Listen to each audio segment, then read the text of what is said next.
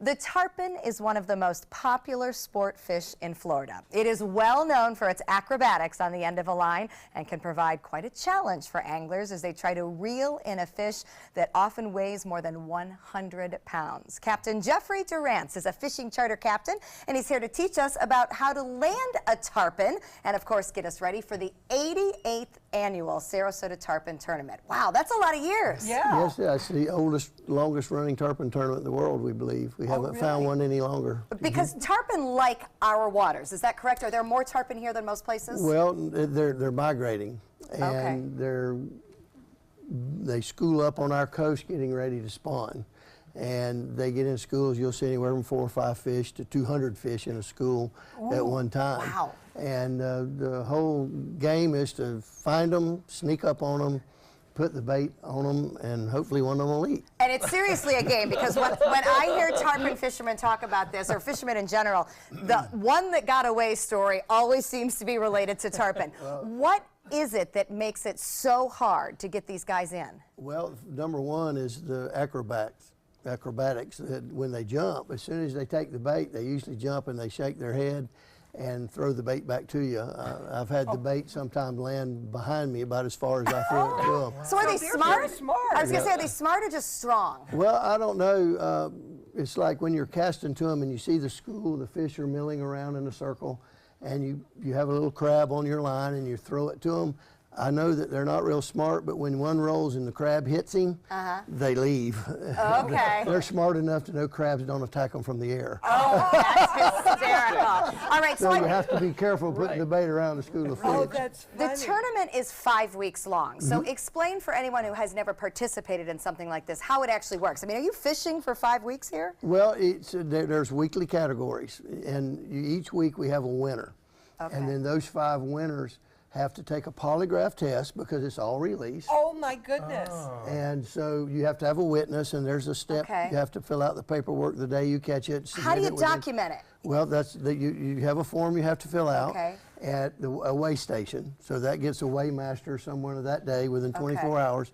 And then you have to go online and put that same information on and submit it. And you really need to remember to do that, because last year I went to the weigh station, entered my fish, and forgot all about the electronic part of it. So, and it would have been a second place fish Oh that my week. goodness. How big was it? Oh, he's about 100 pounds. About Wow. a 34-inch girth fish. All right, well, the thrill is in the fight. So I have to admit, we know a little bit about fishing, but we don't know anything about fighting a tarpon. So Well, let me, Help if I us can get Linda to understand. help me. All right, Linda. If you'll hold that. Linda's the best fighter of the group, I assure you. That's right. And what I have here is a 2-pound weight. Okay. And if you'll reel that handle just a little bit. This one? Yes, ma'am. Am I going the right way? Yep, yep, just that's good. Now stop right there. Oh, look at the bend. Now pick up that 2-pound weight. No, with the reel, though, right? Well, No, just with the okay. rod, with the rod. That's pretty heavy, right? It's very heavy. Well- That's 2 pounds. I'm going to catch 100 pounds. Well, in there? that's exactly right. So if you'll let the pressure off of that a little bit. Wow. And then we're going to show you how much pressure you have to put on it. Ouch. So you have to put your feet solid in the boat and pull. This is a fight. This is a Yeah. struggle. Like, does the team hold on? Like, do you brace as a group? Well, in the rules, you can't, once the fish takes the bait, the angler has to do it all. Oh, no. If I touch the rod or push the rod, that disqualifies All me. right, so see if you can do it, Do I Linda. need to wind it up?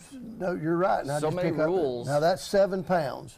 Oh, Linda. Oh, my goodness. All right, let's break the rules for TV. Here we There we go. go. Got it. He's got it. Now- How does that little not help break? from my How does that friends. not Yeah, break? the give in this is amazing. Well, and the rod does the work, and that would be 7 pounds of drag. I felt like I was doing the work. See the line? That's going 7 off? pounds? That's 7 And so pounds. that's not even... Try it, Joey. Oh, Try. no, I trust you. But you have to have at least 6 to 7 pounds of drag.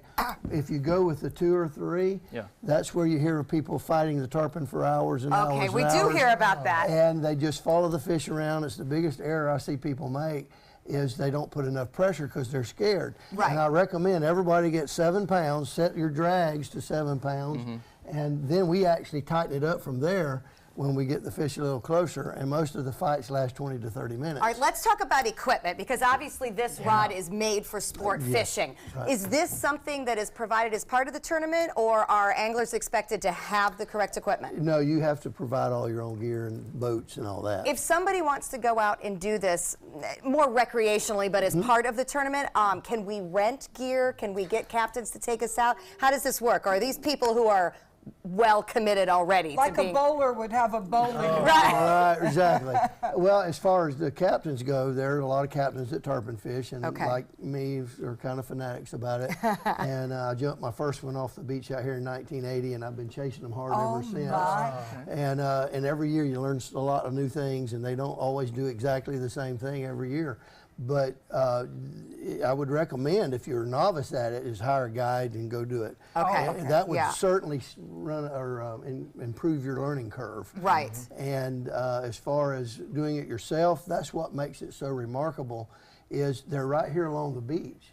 And when I say along the beach, from here to the road. I mean, they're not. Really? If you're a mile offshore, you're probably too far. Oh, really? you're So you within don't need a quarter big to boat? No, exactly. You Okay, need that's a smaller good. boat, and they actually come in the bay during the summer. They'll be in the bay too. All right. But the school fish that makes it so exciting are along the beach from mid-May to about the 4th of July, and again, it's 100% angler participation, because you get to help. Even if you've never seen one in the water, you'll see crab pot buoys, turtles, birds, dolphin, manatees, and all of a sudden you'll see the tarpon. You'll know right away that's what we're looking for. That's great. Linda, we talk about your bucket list all the time. This is on my bucket list. I have boys that love to fish, and I would love to go out and do this. So if this is something that you're interested in, maybe get a little knowledge behind you this year, but you can always participate in the tournament. It's been going on for a long time.